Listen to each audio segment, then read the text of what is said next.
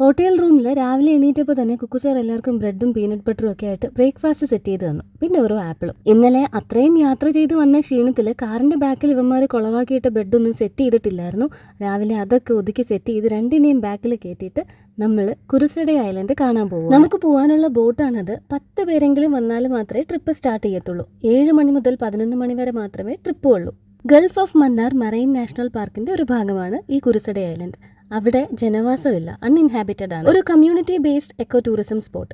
ഞാൻ അവിടേക്ക് പോകുന്നതിന് മെയിനായിട്ടൊരൊറ്റ കാരണമാണുള്ളത്. അവിടെ ഒരു ബ്ലൂ വെയിലിൻ്റെ ബോൺ ഇരിപ്പുണ്ട്.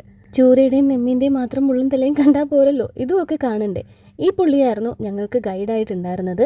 ഇവിടെ നിന്ന് അങ്ങനെ ഒന്നും എടുത്തുകൊണ്ട് പോകാൻ പറ്റത്തില്ല. നവ്യ ചേച്ചി മുല്ലപ്പൂ വെച്ച പോലാവും. 3 മുതൽ 7 വർഷം വരെ തടവ്, 25,000 രൂപ മുതൽ പിഴയും കൊടുക്കേണ്ടി വരും. ദ്വീപിന്റെ ബയോഡൈവേഴ്സിറ്റിയെ ഡിസ്റ്റർബ് ചെയ്യാതിരിക്കാനാണ് ഇങ്ങനെയുള്ള തീരുമാനങ്ങൾ. ഇവിടെ നിന്നാലും പാമ്പൻ പാലം കാണാം. 11 മണിക്കാണ് ഇങ്ങോട്ടേക്കുള്ള ലാസ്റ്റ് ട്രിപ്പ്. വെയിൽ അധികമായാൽ നമുക്കിതത്ര എൻജോയ് ചെയ്യാൻ പറ്റത്തില്ല. ഈ കാണുന്നത് ഒരു മ്യൂസിയമാണ്. ഇതിനുള്ളിലാണ് ഞാൻ പറഞ്ഞ ബോൺ ഇരിപ്പുള്ളത്. ഇവിടെയുള്ള ഓരോ കാര്യങ്ങളും ഗൈഡ് നമുക്ക് ഇങ്ങനെ വിവരിച്ച് തന്നുകൊണ്ടിരിക്കും.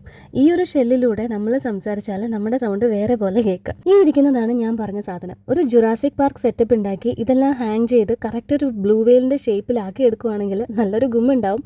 പക്ഷേ ആദ്യം പറഞ്ഞ പോലെ തന്നെ ഈ ദ്വീപിന്റെ തനിമ അങ്ങോട്ട് നഷ്ടപ്പെടും. കണ്ടിട്ട് പാറ പോലെയാണ് ഇരിക്കുന്നത്.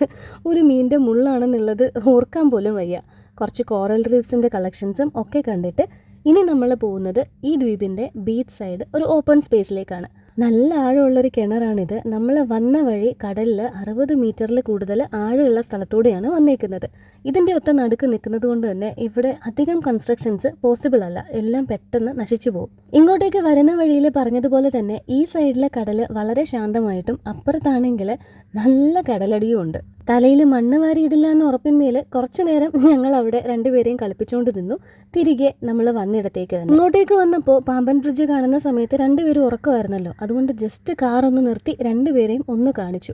ബ്രിഡ്ജിന്റെ കംപ്ലീറ്റ് വീഡിയോ ഞാൻ കഴിഞ്ഞ ഷോർട്സ് വീഡിയോയിൽ അപ്ലോഡ് ചെയ്തിട്ടുണ്ട്. പിന്നീട് ഞങ്ങൾ എടുത്തതൊരു റൂറൽ റൂട്ട് ആയതുകൊണ്ട് തന്നെ അങ്ങനെ ബ്രേക്ക്ഫാസ്റ്റ് കഴിക്കാൻ പറ്റിയ കടകൾ കണ്ടില്ല. ഈ ബേക്കറിയിൽ നിന്ന് ഫുഡും കഴിച്ച് സ്വപ്നക്കൂടിൽ കൊച്ചിൻ ഖനീഫ തുണി ഉണക്കുന്നത് പോലെ നിലുവിന്റെ 2-3 ഡ്രസ്സും തൂക്കിയിട്ട് ഞങ്ങൾ ഇനി പോകുന്നത് ലാ പൽമേര എന്ന റിസോർട്ടിലേക്കാണ്. 2 ചെറിയ ക്യാൻഡിയും ഒക്കെ ബോക്സിൽ മേടിച്ച് രണ്ടുപേരും വണ്ടിയിൽ കയറി. ഏത് പാട്ടിനാണ് ഈ മൊത്തത്തിലുള്ള കുണുക്കം എന്നുള്ളത് കോപ്പിറൈറ്റ് ഇഷ്യൂ ഉള്ളതുകൊണ്ട് എനിക്ക് കേൾപ്പിക്കാൻ പറ്റില്ല. വേണമെങ്കിൽ കാണിച്ചു തരാം. വിശപ്പിന്റെ വിളി വീണ്ടും തുടങ്ങിയപ്പോൾ വഴിയിൽ കണ്ടൊരു കടയിൽ നിന്ന് ആംപൂർ ബിരിയാണി മേടിച്ച് ഒരു സ്പോട്ട് കണ്ടുപിടിച്ച് അവിടെ ഇരുന്ന് ഭക്ഷണം കഴിച്ചു. ബിരിയാണി കുറച്ച് സ്പൈസി ആയിരുന്നെങ്കിലും നല്ല ടേസ്റ്റും വിശപ്പും ഉണ്ടായിരുന്നതുകൊണ്ട് രണ്ടുപേരും നല്ലപോലെ കഴിച്ചു. അപ്പോൾ ഇനി അടുത്തൊരു ദിവസത്തേക്ക് നമ്മുടെ സ്റ്റേ ഇവിടെയാണ്, ലാ പൽമേര ബൈ ദ സീ. അപ്പോൾ ഇനി വൈകിട്ട് കാണാം.